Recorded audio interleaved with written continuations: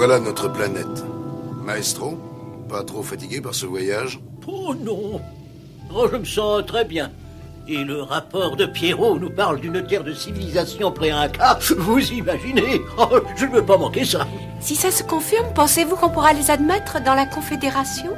Les admissions sont plutôt rares. Il faut voir.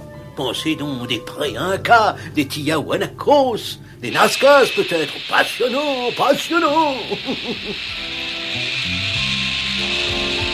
D'après Pierrot, nous y sommes. Voici notre axe d'atterrissage.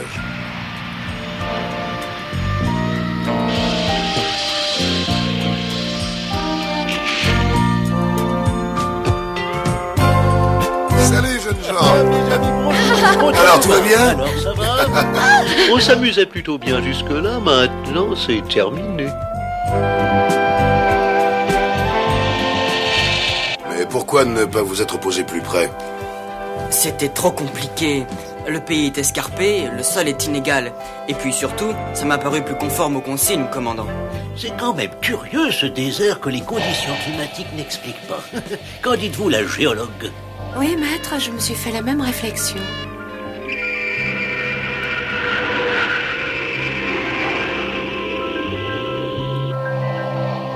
Les hautes terres. Et voici la ville, Ouabamba.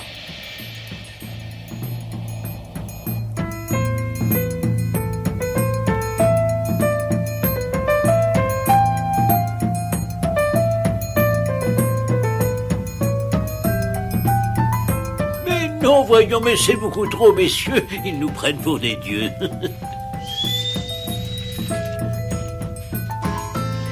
Et voici notre palais.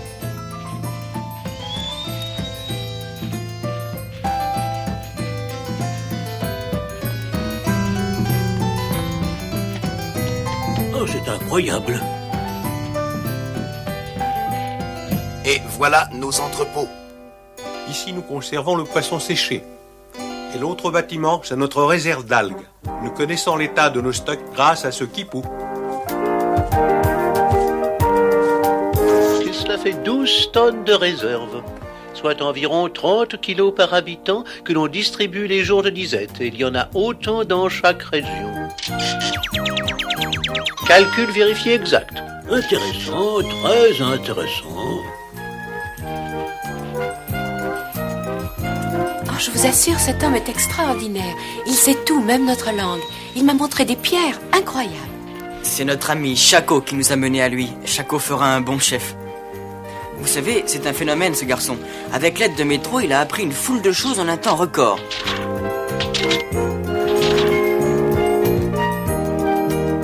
Deux mâles. Ils se disputent le commandement du troupeau. Très intéressant, bravo. Ça peut durer des jours entiers, mais il y a encore beaucoup de routes. Il faut partir. Oh, yes! Oh, yes! Oh, yes! Oh, oui! Bientôt, à cet endroit, un nouveau pont sera prêt. Un très grand pont. C'est incroyable. Ces gens savent vraiment tout faire. Attends, mais oh là, je ne peux pas m'arrêter. À moi. Oh, quelle idée aussi d'avoir semé des pierres sur mon chemin. Ces lamas transportent notre or. Ils l'amènent à la ville. De l'or? Ah, vraiment, c'est très intéressant. Oui, l'or est récolté en bas, dans le torrent. Oh. Oui, la rivière en est pleine. Et voyez ces femmes. Elles préparent notre boisson préférée, la chicha.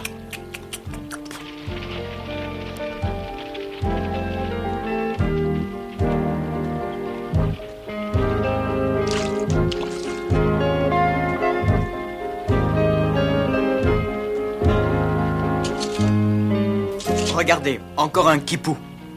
Cordelette jaune pour l'or, noir pour les jours et rouge pour les récoltes. On y va?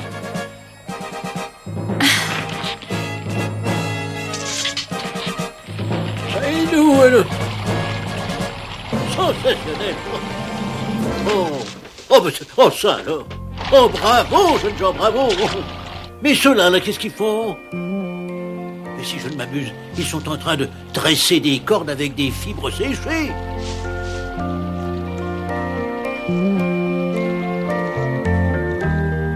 Regardez, ici 9 cordes. 3 x 9, 27. 3 x 27, 81. Vraiment, quel travail, quel travail. Oh, c'est tout simplement prodigieux. 81 cordes ensemble, vous vous rendez compte? Oh.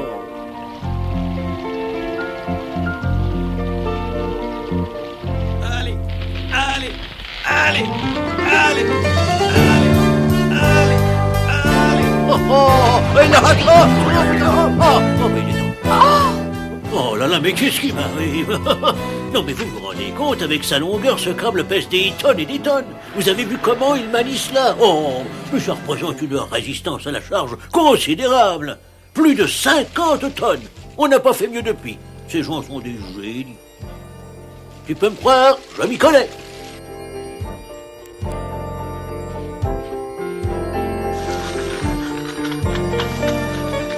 Vous voyez ces hommes qui travaillent. Ils forment une Ailou. C'est un groupe, une unité sociale. Ils vivent ensemble et se partagent la terre et ses produits, les animaux, enfin tout. Chaque Indien appartient à une Ailou. L'ensemble forme une société agricole contrôlée par un chef qui perçoit les impôts et les verse à un chef supérieur. Le chef contrôle 10 d'entre eux et ainsi de suite. Il y a là tout un système décimal qui monte jusqu'au chef suprême. Oh, ça c'est vraiment prodigieux.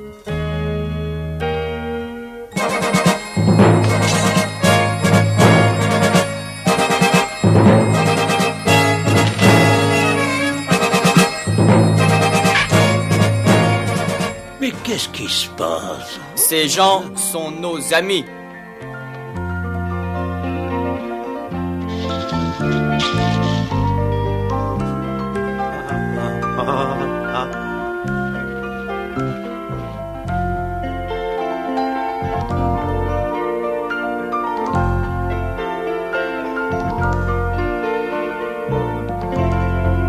Notre maître, le sage Yaka. Voici donc de nouveaux visiteurs parmi nous. C'est bien, très bien. Honorables étrangers, pouvez-vous me dire ce que je puis faire pour vous? Et votre société est prodigieuse, exactement ce que nous dépeint la préhistoire terrienne. La civilisation andine de l'an 1000. Pour un savant comme moi, c'est passionnant.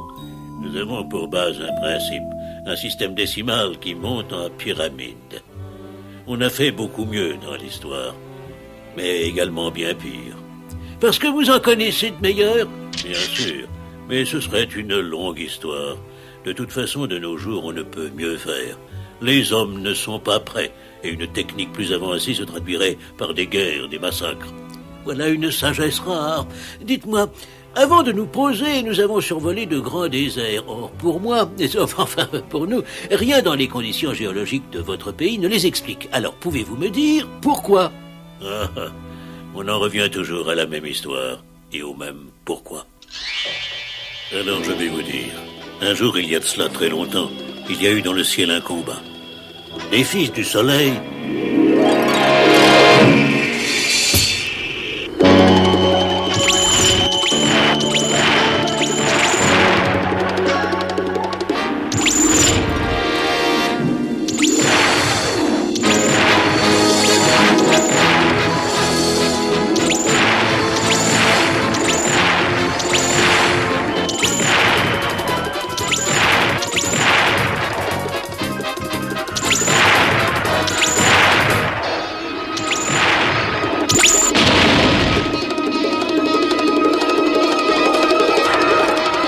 Après ce combat, certains parmi ces dieux sont descendus vers nous.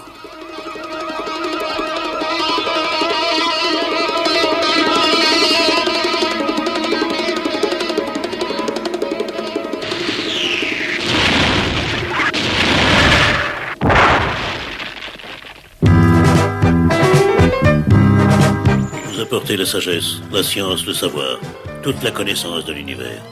Puis ils se sont mis au travail pour construire leur demeure qu'ils voulaient invulnérable, profondément creusée dans le roc. Enfouis de cette manière, leur forteresse était à l'épreuve de n'importe quelle arme, tant était épaisse la couche de pierre qui la protégeait. De véritables abris anti-atomiques. Il continuait à scruter le ciel comme s'il craignait sa colère.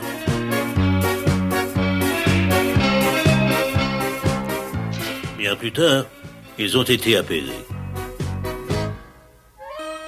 Alors ils sont sortis de leur caverne.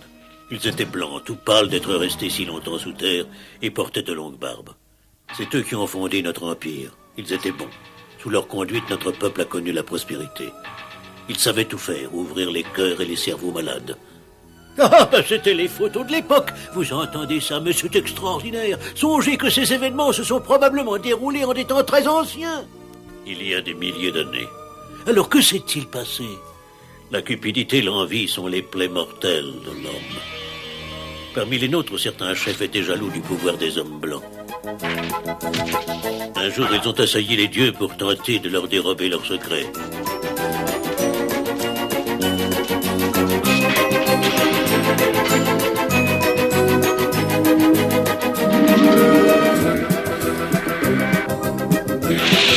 Alors les dieux sont retournés dans le ciel. Leur vaisseau avait été réparé entre-temps. Ils étaient dans une grande colère.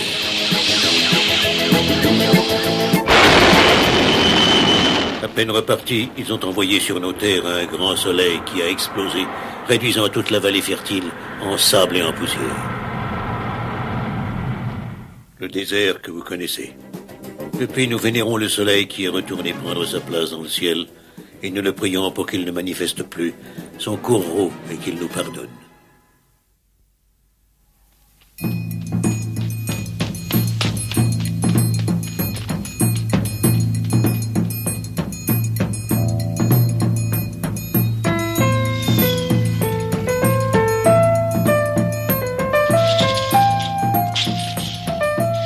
Admirable, c'est admirable.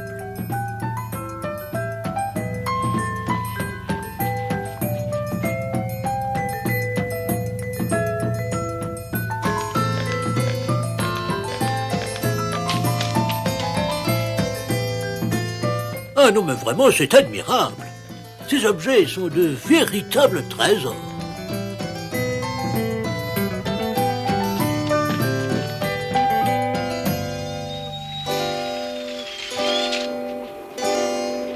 Ces fours permettent de fondre le cuivre, l'argent et l'or, et ces soufflets sont les plus puissants jamais réalisés. Oh! Et qu'est-ce que c'est que ces coureurs? Ce sont nos messagers, les Tchaski. Et ils viennent de loin? Oui, en se relayant, ils parcourent 1000 kilomètres en moins de 3 jours.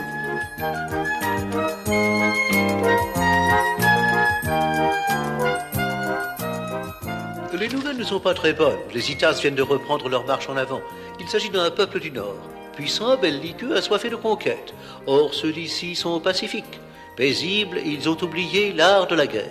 Et le chef craint que les fortifications qui doivent protéger la capitale et le pays ne soient pas prêtes à temps.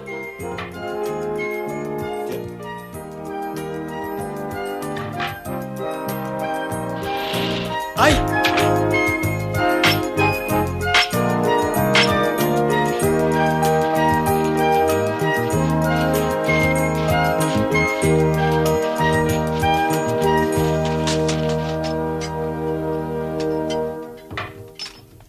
Eh ben alors, dépêchez-vous un peu. Allons, dépêchez-vous un peu, voyons.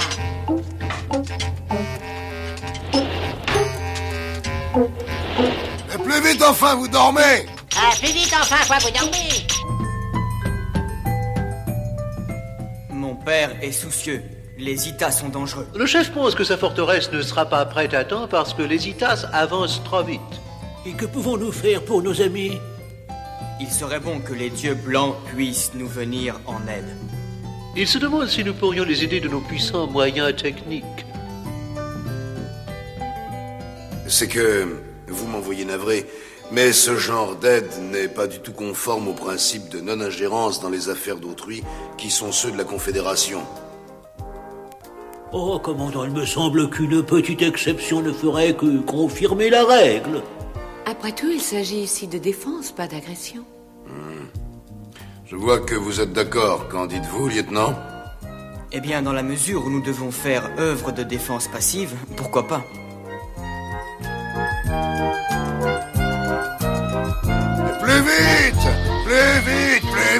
Plus vite, plus vite! Plus vite, tas de fainéants! Enfin, vous dites plus vite, fainéant. Ah.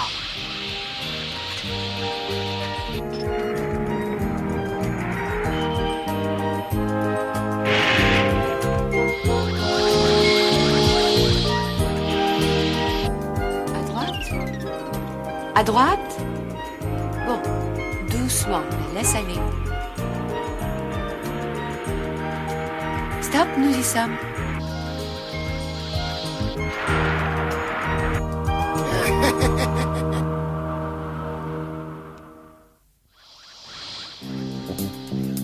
Voilà, le principe des avancées, on arrête, il me paraît très efficace. Oh, tu vas aller me porter ça? Oh, non. Oh, tu vas aller me porter ça, longtemps? Alors me voilà garçon de course maintenant. C'est tout ce qu'il a trouvé pour utiliser mes compétences. C'est tout de même insensé. Faut que je fasse tout ici. Hé, hé, hé, hé. Ces blocs forment des marches. Les assaillants n'auront aucune difficulté à grimper sur nos murs d'enceinte. Regardez. Mais enfin quoi, chef, c'est évident. Ah bon?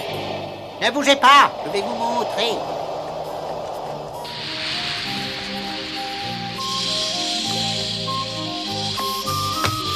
Alors? Faut trouver le moyen de niveler ces aspérités, sinon ils pourront franchir nos fortifications.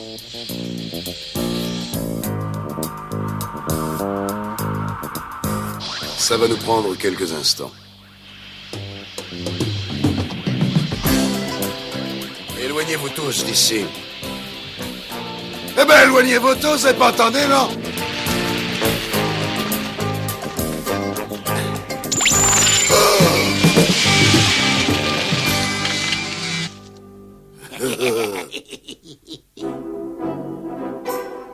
Malgré mes conseils, nos guerriers sont trop peu nombreux et trop... Pourquoi sacrifier la vie de nos braves? Ah bah oui, pourquoi sacrifier la vie de nos braves? Avec l'aide de nos puissants amis venus du ciel, la victoire sera à nous. Ce que vous demandez est en opposition formelle avec nos lois. Ils ne veulent pas se battre à nos côtés. Eh ben alors, il suffirait que vous nous prêtiez vos armes. Vous seriez en dehors du coup, vous. Vous ne comprenez pas, ce n'est pas une question de forme, c'est une question de principe. Mais enfin, il vous suffirait de... Non, je regrette, messieurs, la réponse est non. Veuillez ne plus importuner nos hôtes. Nous comprenons bien vos raisons. Merci encore pour votre amitié.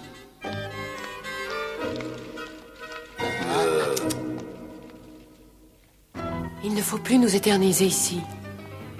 Oui, seulement si nous partons, nous n'aurons pas résolu notre problème. Oh, une civilisation si vivace, des traditions, des arts. Oh. Mais il y a des conflits qui en font des êtres humains finalement comme tous les autres. Merci.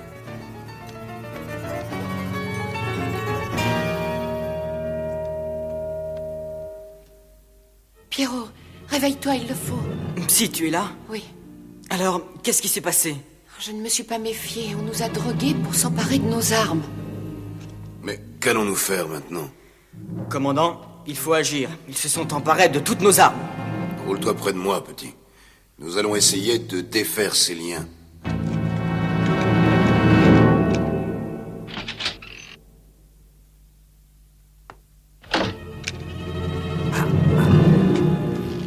Il nous faudra du temps. C'est justement ce qui nous manque. Ils vont se servir de nos lasers. Ils se comportent comme de véritables enfants. Ils veulent jouer. Et ils ne savent pas qu'ils vont s'en brûler les doigts. Ah, je n'y arriverai jamais. La voie est Essayez-vous libre. peut-être. Hein? Nous pouvons sortir. Et nos gardiens? En poussière. N'allez pas me le reprocher. Je n'avais pas le choix, vous l'admettrez. Viens vite couper nos liens. Comparé à nous, un salami est libre comme l'air. Raconte-nous ce qui s'est passé.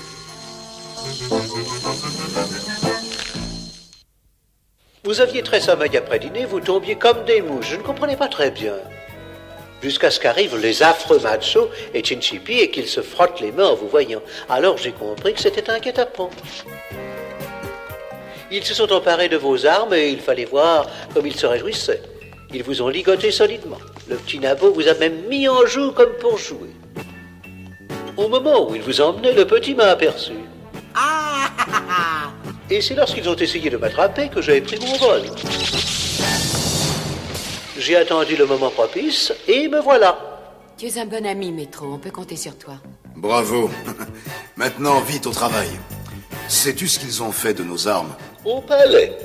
Quetcha a été fait prisonnier aussi. C'est un coup d'état alors. Allons-y. Et celui-là, on le laisse continuer sa ronflette? Ça vaut peut-être mieux. Il semble épuisé.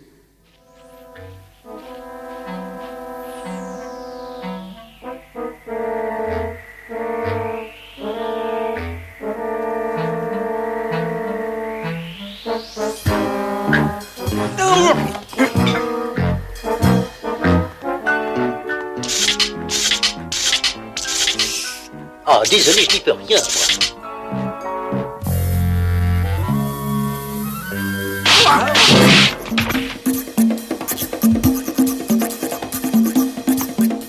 En avant!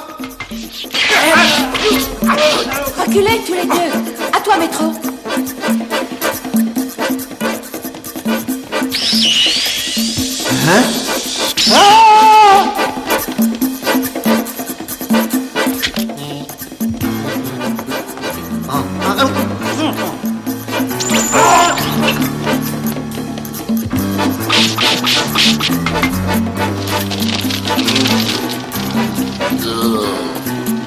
Où sont Quetcha et son fils? Où sont-ils? Quetcha! Ils sont dans le palais, prisonniers dans la cave, ici même. Oui, nous comprenons vos raisons, nobles amis, et nous ne pouvons que vous prier de nous pardonner les fautes des nôtres. Nous les punirons selon nos lois. Nous implorons l'indulgence des dieux du ciel pour que dans leur courroux, ils ne nous envoient pas un nouveau soleil qui, comme dans le passé, viendrait anéantir nos populations innocentes. Ah oui, un soleil comme celui de votre histoire, votre mythologie. Mais nous ne sommes pas les descendants du soleil. Je me tue à vous le dire. Mais non, voyons, il ne se fâchera pas. Vous n'avez rien à craindre. Il va falloir que nous repartions maintenant. Mais je forme des vœux pour votre victoire. Nous reviendrons certainement un jour, et nous espérons que sous votre sage gouvernement, votre peuple sera devenu digne de notre grande communauté.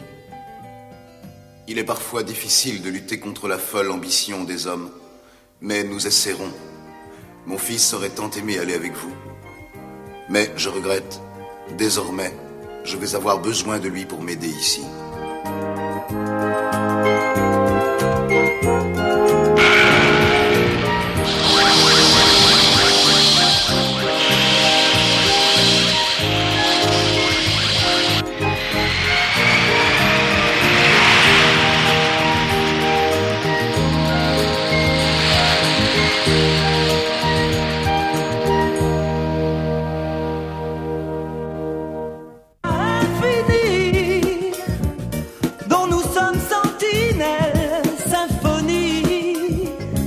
Portée de nos ailes, harmonie, dont jamais on ne se lasse, tu verras.